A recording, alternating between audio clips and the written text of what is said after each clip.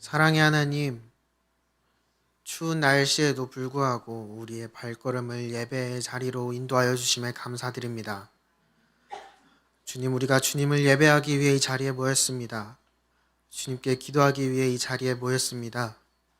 주님, 우리의 예배를 기뻐 받아주시고 우리 입에서 나오는 모든 고백들이 주님이 원하시는 또 내가 원하는 기도가 되게 하여 주시옵소서.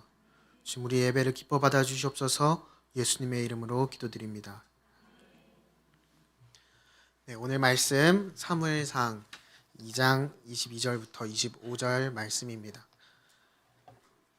네, 함께 교독하시겠습니다. 제가 먼저 읽겠습니다. 엘리가 매우 늙었더니 그의 아들들이 온 이스라엘에게 행한 모든 일과 회왕문에서 수종드는 여인들과 동침하였음을 듣고 그들에게 이르되 너희가 어찌하여 이런 일을 하느냐 내가 너희의 악행을 이 모든 백성에게서 듣노라.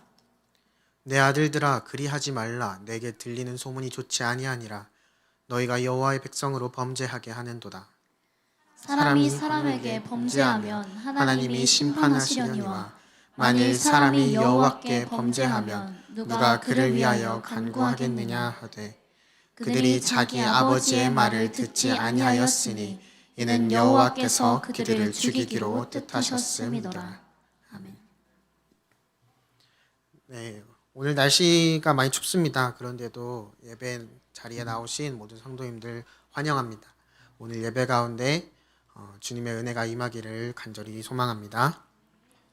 네, 오늘은 소문에 대한 이야기를 해보려고 합니다. 오늘 설교 제목이 아들의 소문이었는데요. 네, 오늘 본문 말씀에서 읽은 대로 우리가 이야기할 소문은 엘리의 두 아들 홈리와 비느하스에 대한 소문 이야기입니다. 우리는 이 세상을 살아가면서 수많은 소문들에 둘러싸여서 이 세상을 살아갑니다. 사전을 찾아보면 소문이라는 단어는요, 사람들 입에 오르내려 전하여 들리는 말이라고 하는데요. 소문은 긍정적인 소문도 있고 또 부정적인 소문도 있을 것이고 그리고 사실 혹은 거짓일 수도 있고요. 다양한 형태로 우리의 삶을 설명합니다. 성경 속 인물들도 마찬가지로 수많은 소문의 주인공들이 되었습니다. 네. 솔로몬은 그 지혜가 대단하다고 주변 나라들의 소문이 났고요. 그리고 우리가 요즘 매일 묵상하고 있는 인물인 욥도 그 욥의 이야기가 소문이 나서 친구들이 욥을 찾아왔었죠. 네, 그리고 예수님은 어떻습니까? 예수님의 소문을 듣고 찾아온 사람들로 가득 차기도 합니다. 여러분도 혹시 소문의 주인공이 되보신 적이 있으신가요? 아마 뭐 큰 소문이든 작은 소문이든 아마 있으실 겁니다. 저도 마찬가지로 있는데요. 제 이야기를 짧게 해보도록 하겠습니다. 아시는 분은 아시겠지만 저희 아버지는 목사이십니다. 그래서 이 이야기는 제가 많이 어리고 저희 아버지가 부목사로 교회에 계실 때의 이야기예요. 제가 지금 섬기고 있는 유년부 우리 허니비 친구들 나이대일 쯤일 거예요. 초등학교 1, 2, 3학년 저학년 나이대일 건데 저는 그때 교회에 소문난 장난꾸러기였습니다. 저 교회가 너무 좋았어요. 친구들도 너무 좋고. 근데 교회가 좋은데 굳이 다른 데 가서 놀 필요가 없잖아요. 그래서 교회에서 많이 놀았습니다. 어떻게 놀았느냐? 그 교회에 긴 의자가 이렇게 사각형으로 되어 있는 곳이 있었는데 그 의자들을 링으로 삼아서 프로레슬링을 친구들하고 하기도 했었고요. 그 다음에 비가 오는 날이면 비가 오니까 어쩔 수 없이 교회 로비에서 축구를 하기도 했습니다.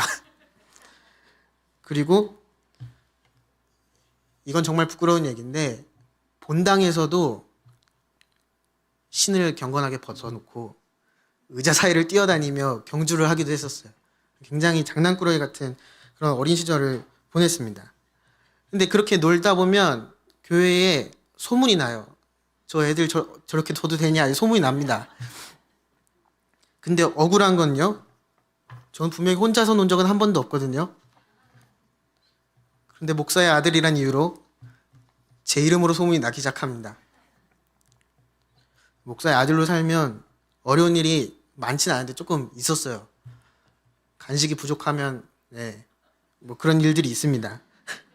어쨌든 그런 안 좋은 소문이죠. 안 좋은 소문도 있었고 또 교회에서 이제 성경 퀴즈 대회를 이제 뭐 부서에서 하거나 아니면 OX 퀴즈 같은 걸 하면 제가 그래도 주워 들은 게 다른 친구들보다 더 많았다 보니까 제가 항상 좋은 점수를 받고 그런 이야기들이 또 좋은 소문으로 이렇게 흘러가기도 했습니다. 그래서 이런 소문들을 가지고 있는 저는 지금 이제 아이들에게 말씀을 전하는 전도사가 됐고요.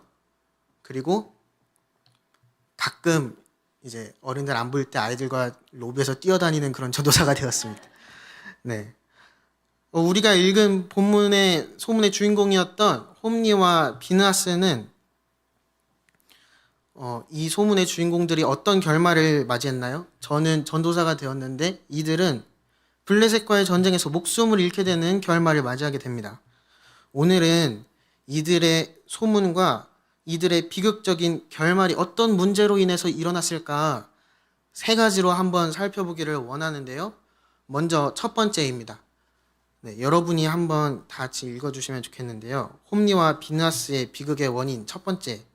네, 저를 따라해 주세요. 문제는 개인에게 있었다. 개인에게 있었다.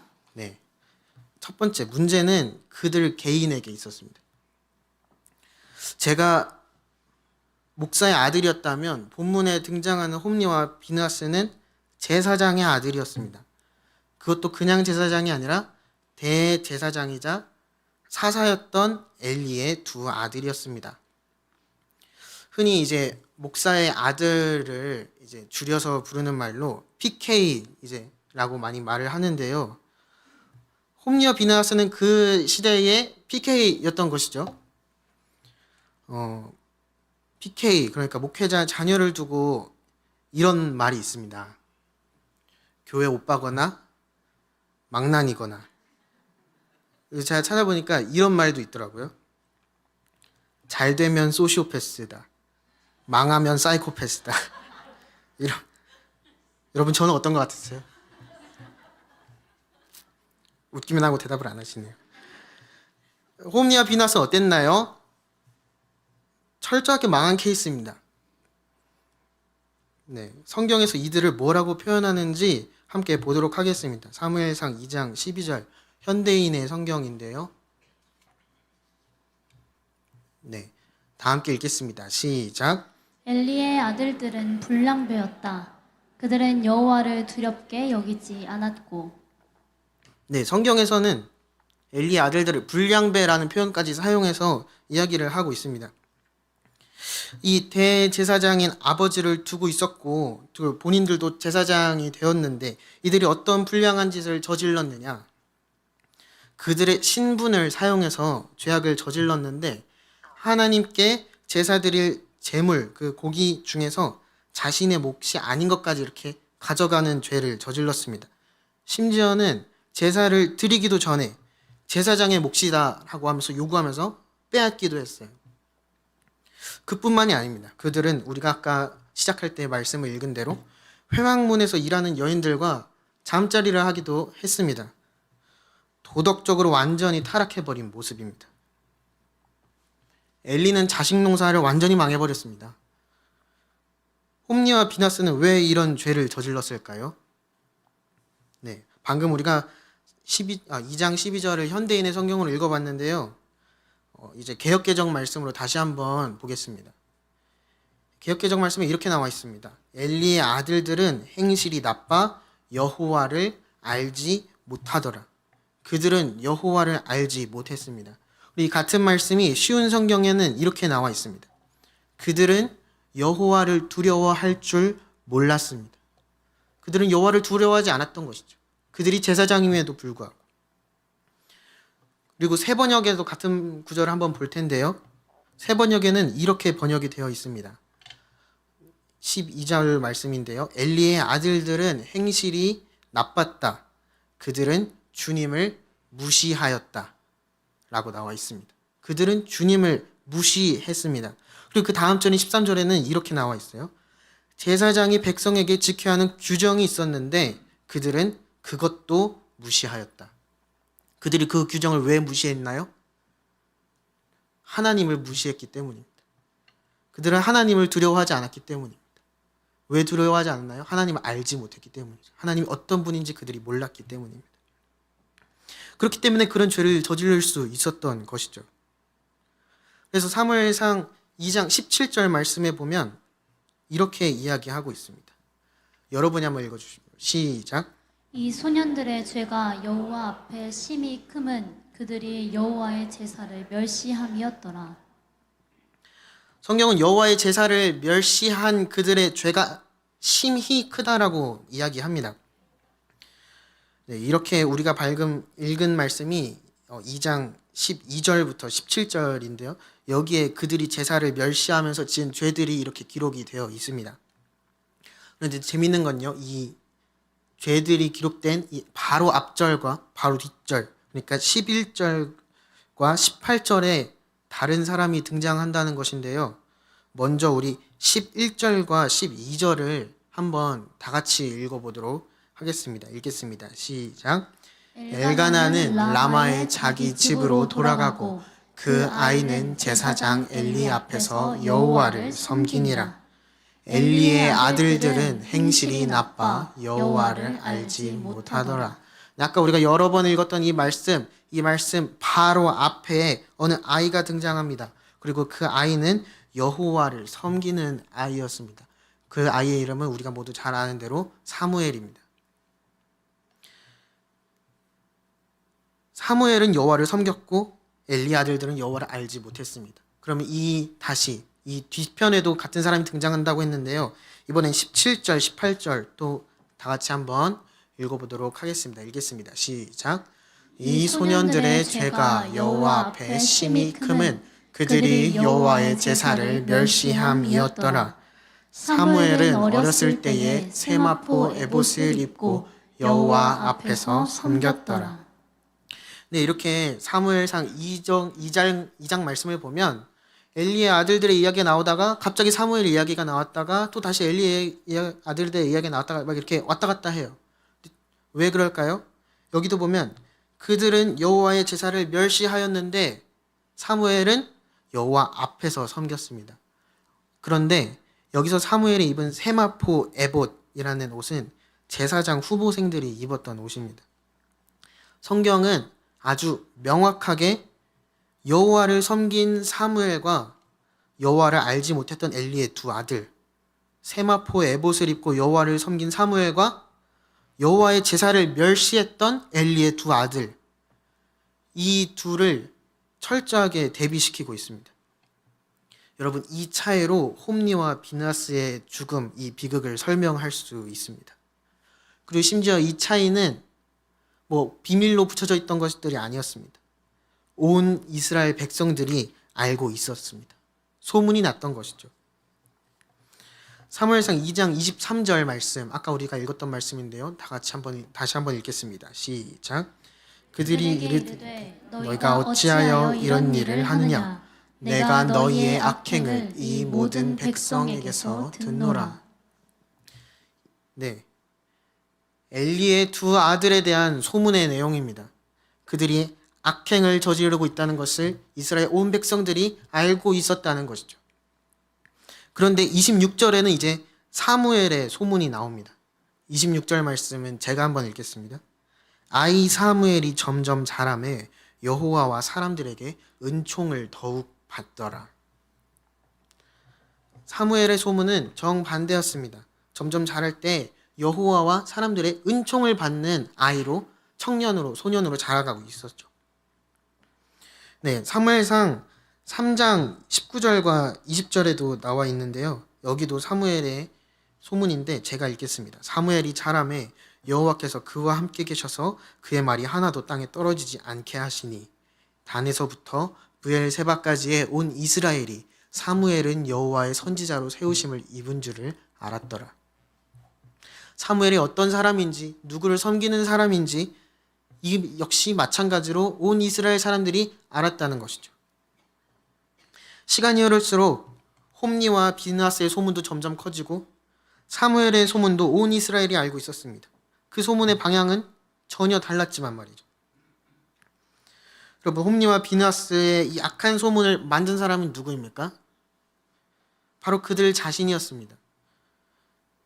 문제는 홈리와 비나스 그 개인들이 저지른 죄악이 심히 컸다는 것이고, 그래서 하나님께서는 그런 그들을 죽이기로 하셨습니다. 여러분, 우리는 어느 소문에 더 가까운 사람인가요?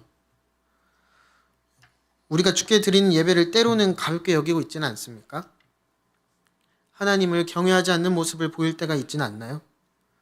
혹시 우리에게 조금이라도 그런 모습이 있다면, 그런 소문에 조금이라도 제공할 만한 여지가 있다면, 우리는 그렇다면 회개함으로 예배를 회복해야 할 것입니다. 다음은 두 번째입니다. 문제는 홈리와 비나스에게만 있지 않았습니다. 두 번째, 다 같이 한번 읽어보겠습니다. 시작. 문제는 가정에게 있었다. 네, 문제는 그들의 가정에게도 있었습니다. 바로 홈리와 비나스의 아버지 엘리입니다.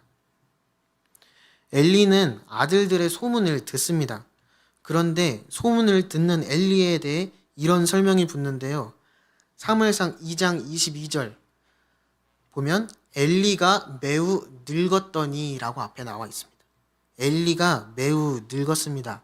이것은 무엇을 뜻합니까? 단순히 엘리가 나이가 많아졌다는 것을 넘어서 엘리가 이미 분별력을 잃었다라는 것을 의미합니다. 분별력을 잃은 엘리가 두 아들 홈리와 비나스를 나무라지만 그들은 이미 늙어버린 아버지의 말을 듣지 않습니다. 그러던 중 하나님의 사람이 엘리에게 와서 엘리를 책망합니다. 제사장 직분에서 엘리의 가문을 끊어낸다 말씀하시면서 엘리의 집에 노인이 없을 것이고 모두 젊어서 죽을 것이라 말합니다. 그리고 엘리의 두 아들 홈리와 비나스에 대해서는 이렇게 말합니다. 2장 34절인데요. 여러분이 2장 34절 제가 읽겠습니다. 내 두 아들 홈리와 비나스가 한 날에 죽으리니 그 둘이 당할 그 일이 내게 표징이 되리라. 소문의 주인공 홈리와 비나스의 결말을 여기에서 보여줍니다. 너의 두 아들이 한 날에 죽을 것이다. 그 일이 너에게 표징이 될 것이다.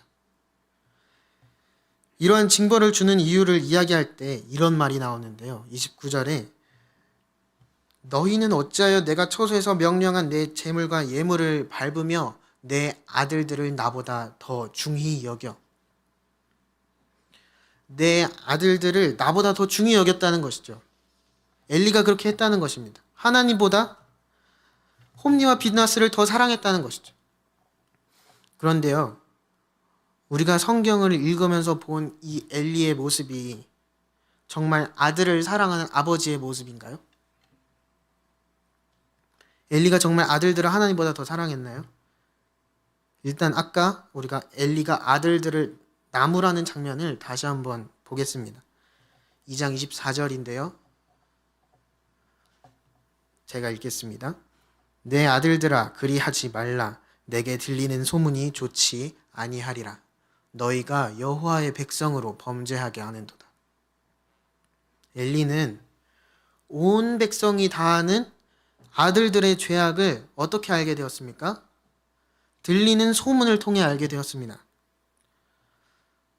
정말 들리는 소문으로만 알았을까요? 어쩌면 먼저 알았을 수도 있습니다. 하지만 온 백성이 다 알아 소문이 퍼지는 것을 보며 이건 내가 형식적으로라도 이 아이들에게 말하지 않으면 안 되겠다. 그래서기에 그냥 그런 가벼운 마음으로 이야기를 했을 수도 있습니다. 소문을 통해서 아들들의 이야기를 전해 들었든 아니면 알았음에도 방치를 했든 이건 어떻습니까? 전혀 아들을 사랑하는 아버지의 모습으로 보이지는 않습니다. 또 있습니다. 사무엘이 하나님의 음성을 듣는 장면 모두 다 아실 텐데요. 음성을 듣고 대화할 때에 하나님께서는 사무엘에게 엘리의 가문에 대한 처분을 이야기하셨습니다. 그리고 그 내용을 그 다음날 엘리가 듣습니다. 엘리의 집이 심판이 있을 것을. 이를 들은 엘리의 반응은 어떻습니까? 엘리의 가문이 멸망할 것이고 엘리의 아들들이 한날에 죽을 것이란 그 이야기를 전해 듣고도 엘리는 여호와께서 그분이 좋을 대로 하실 것이다 라는 반응을 보입니다. 여러분, 이것이 아들을 사랑하는 아버지의 모습인가요? 마치 남의 일인 것처럼 아들을 죽일 것이라 말씀하시는데 어떻습니까? 굉장히 쿨해 보이기까지 합니다. 여러분, 사랑하면 쿨해질 수가 있던가요? 그렇다면 정말로 두 아들이 죽었을 때 그때 아버지 엘리의 모습은 어땠을까요? 사무엘상 4장 17절 말씀인데요. 제가 읽겠습니다. 소식을 전하는 자가 대답하여 이르되 이스라엘이 블레셋 사람들 앞에서 도망하였고 백성 중에는 큰 살육이 있었고 당신의 두 아들 홈리와 비느하스도 죽임을 당하였고 하나님의 괴는 빼앗겼나이다. 이스라엘이 블레셋과의 전쟁에서 졌습니다. 소식을 전하는 자가 엘리에게 와서 4가지 소식을 전하는데요. 그 일의 경중이 점점 커집니다. 아마도 그 사람은 엘리에게 이렇게 말했을 것입니다. 전쟁에서 졌습니다. 그런데 그냥 진 게 아니라 아주 많은 사람이 죽었습니다. 심지어 그 중엔 당신의 두 아들도 있습니다. 그런데 끝이 아니라 하나님의 괴까지 빼앗겼습니다. 어떻습니까? 뒤로 갈수록 충격적인 내용들이 이어집니다. 그럼 이 소식들을 들은 엘리의 반응은 어땠나요? 4장 18절 말씀인데요. 하나님의 괴를 말할 때에 엘리가 자기 의자 뒤로 넘어져 문 곁에서 목이 부러져 죽었으니. 엘리도 죽음을 맞이합니다. 충격을 받아서 뒤로 넘어져 목이 부러져 죽습니다. 그런데요, 엘리가 충격을 받는 순간이 어느 순간인지 성경은 명확하게 보여줍니다. 바로 하나님의 괴를 빼앗겼다는 소식을 들을 때이죠. 엘리는 자신의 두 아들이 죽었다는 소식을 들었을 때도 충격을 받지 않았습니다. 어쩌면 이미 여러 차례 예언을 들었기 때문에 이번 전쟁에서 둘 다 죽을 것이다 라고 미리 예상을 했을 수도 있겠습니다. 그런데 그런 엘리에게 하나님의 괴를 빼앗겼다는 소식은 너무나도 충격적인 소식이었습니다. 뒤로 넘어져 죽을 만큼 충격적인 소식이었어요. 여러분, 이런 엘리가 정말 하나님보다 아들들을 사랑했나요? 아들들에게 너무나 무심하고 관심이 없어 보이는 아버지의 모습이 아닙니까? 그런데 여러분, 우리가 알아야 할 것은 하나님을 사랑하는 것과 우리가 자녀를 사랑하는 것이 결코 충돌하지 않는다는 것을 알아야 합니다. 예수님께서 이렇게 이야기하시죠. 하나님과 재물을 동시에 섬길 수 없다. 동시에 사랑할 수 없다고 이야기하십니다. 하지만 자녀는 그것과 다릅니다. 오히려 하나님을 사랑한다면 그분이 허락하신 자녀도 온 마음을 다해 사랑해야 함이 마땅합니다. 하지만 우리는 때때로 우리의 자녀를 사랑하는 것과 하나님을 사랑하는 것 2가지 중에 선택을 해야 된다고 느끼거나 아니면 이 2가지가 서로 충돌된다고 느낄 때가 있습니다. 왜 그렇게 느낄까요? 그것은 우리의 사랑이 왜곡되었기 때문입니다. 왜곡된 사랑이기 때문이죠. 주님께서 우리를 사랑하셨듯이 우리가 우리의 자녀를 사랑한다면 그것들은 아무런 문제가 되지 않습니다. 하지만 엘리 역시 굉장히 왜곡된 사랑의 방식을 가지고 있었기 때문에 자기 중심적인 사랑의 방식을 가지고 있었기 때문에 그의 왜곡된 사랑은 불량배처럼 날뛰는 자녀들을 제지하지 않는 모습으로 드러납니다. 심지어 하나님께서 미리 말해주셨는데도 제지하지 않죠. 하나님께서 사무엘에게 말해주시는 대목입니다. 3장 13절 말씀인데요. 네, 여러분이 한번 읽어주겠습니다. 시작. 내가 그의 집을 영원토록 심판하겠다고 그에게 말한 것은 그가 아는 죄악 때문이니 이는 그가 자기의 아들들이 자주를 금하지 아니하였음이니라.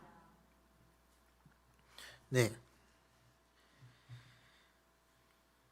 하나님께서 엘리의 아들들이 행하는 악에 대해서 그 엘리의 가족을 영원히 심판하겠다고 엘리에게 말을 해주셨음에도 불구하고 자녀들이 저주받을 행동을 계속 하고 있다는 것을 엘리는 알고 있었음에도 불구하고 그것을 제지하지 않았습니다. 홈니와 비나스는 하나님을 두려워하지 않고 제사를 경멸하는 태도를 보임으로 죽게 되었습니다. 근데 2장 30절을 보면 하나님께서 나를 존중히 여기는 자는 내가 존중히 여기고 나를 멸시하는 자는 내가 경멸하리라 말씀하셨는데요.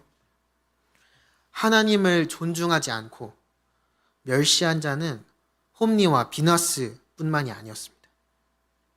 그들의 아버지 엘리 역시 그들의 소문을 듣고도 하나님의 말씀을 듣고도 이렇게 행하는 것은 엘리 역시 하나님을 존중하지 않고 멸시하는 모습을 보였기 때문입니다. 그렇다면 우리의 자녀들에게 이런 악한 소문이 있다고 한번 상상을 해볼까요? 그럼 우리는 어떻게 해야 될까요? 믿음의 아버지라면, 어머니라면 어떻게 행동해야 할까요? 우리는 바울의 모습을 통해 이를 확인할 수 있습니다. 바울은 고린도 교회에 여러 가지 문제가 일어나고 있다는 것을 듣고 그 소문을 듣고 권면의 말이 담긴 편지를 씁니다. 그런데 그 편지의 내용에 권면할 것을 다 권면해놓고 바울은 이런 말을 합니다. 고린도전서 4장 말씀인데요. 네, 제가 읽도록 하겠습니다. 내가 너희를 부끄럽게 하려고 이것을 쓰는 것이 아니라 오직 너희를 내 사랑하는 자녀같이 권하려 하는 것이라. 그리스도 안에서 일만 스승이 있으되 아버지는 많지 아니하니 그리스도 예수 안에서 내가 복음으로써 너희를 낳았습니다. 그러므로 내가 너희에게 권하노니 너희는 나를 본받는 자가 되라. 이 말을 하는 것은 너희를 부끄럽게 하려는 것이 결코 아니다.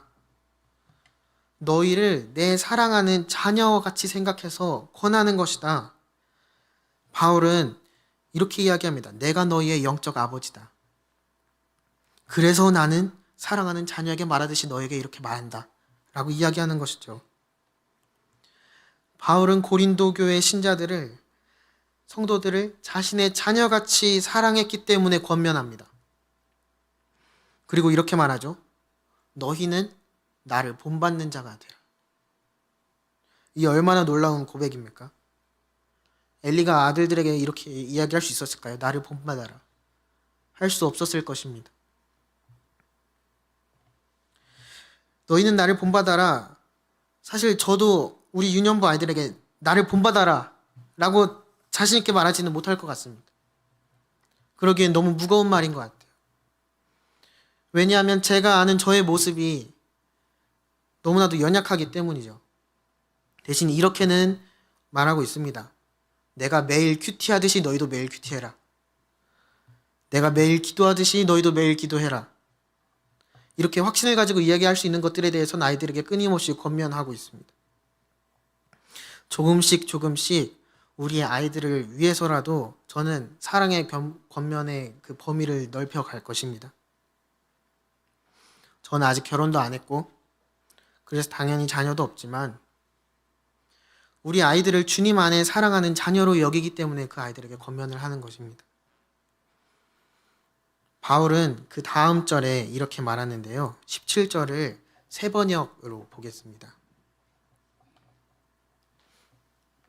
제가 읽겠습니다. 이 일 때문에 나는 디모데를 여러분에게 보냈습니다. 그는 주님 안에서 얻은 나의 사랑하는 신실한 아들입니다. 그는 그리스도 예수 안에서 행하는 나의 생활 방식을 여러분에게 되새겨 줄 것입니다. 어디에서나 모든 교회에서 내가 가르치는 그대로 말입니다. 바울은 디모데를 고린도 교회로 보내면서 디모데 역시 주님 안에서 얻은 나의 사랑하는 신실한 아들이라고 소개를 합니다. 그래서 주목할 것은 바로 여긴데요.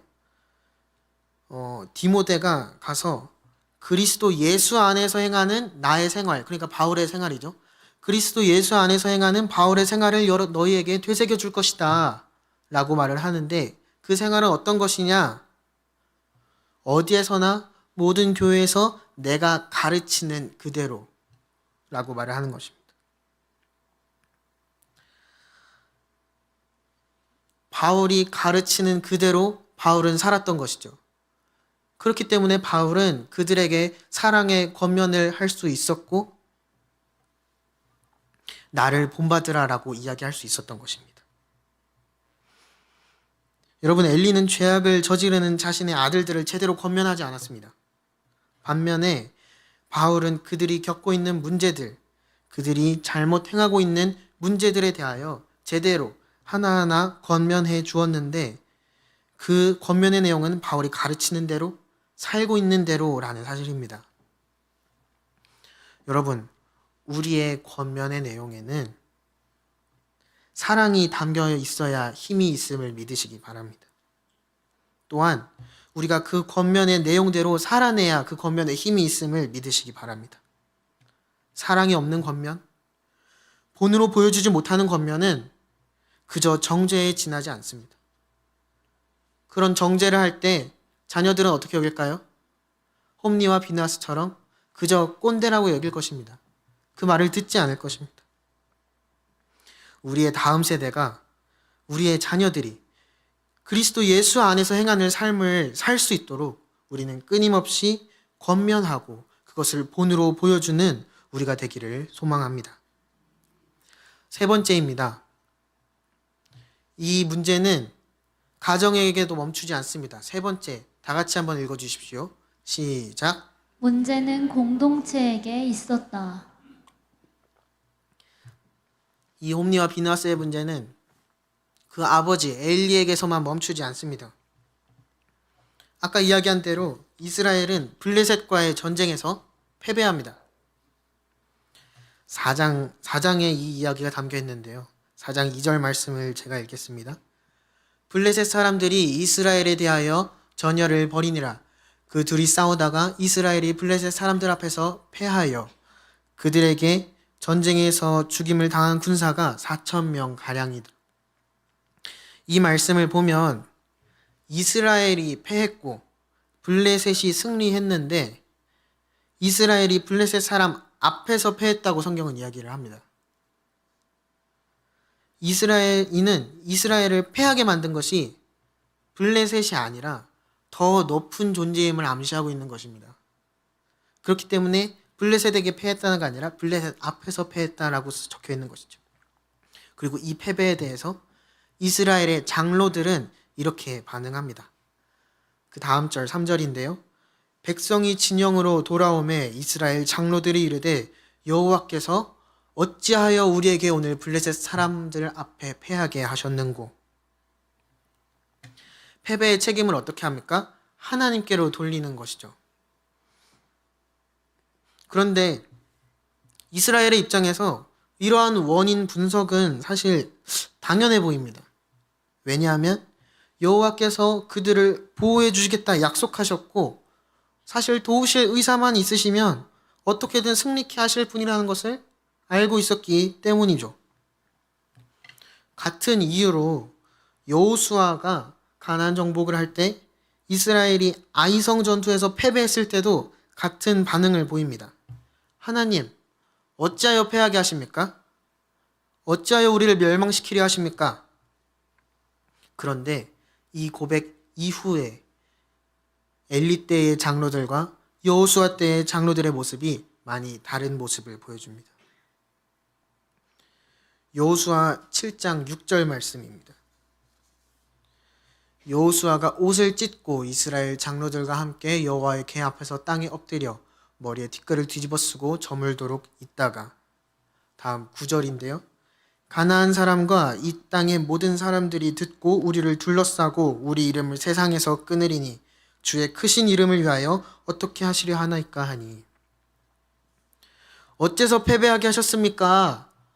라는 질문 이후에 여호수아와 장로들은 하나님의 뜻을 알기 위하여 옷을 찢고 궤 앞에 엎드림으로 나아갑니다. 그리고 그들의 겸손한 태도에 하나님께서는 패배의 진정한 원인 그리고 해결책까지 말해 주십니다. 그렇다면 엘리 때의 장로들은 어떠한 모습을 보여주었나요? 사무엘상 4장 3절 말씀인데요. 백성이 진영으로 돌아오매 이스라엘 장로들이 이르되 여호와께서 어찌하여 우리에게 오늘 블레셋 사람들 앞에서 패하게 하셨는고, 여기까지가 아까 우리가 여호와 때문에 졌습니다, 우리를 도와주지 않아서 졌어요 라는 말이죠. 이에 대한 해결책으로 이들이 떠올린 방법은 여호와의 언약궤를 실로에서 우리에게로 가져다가 우리 중에 있게 하여 그곳으로 우리를 우리 원수들의 손에서 구원하게 하자 하니,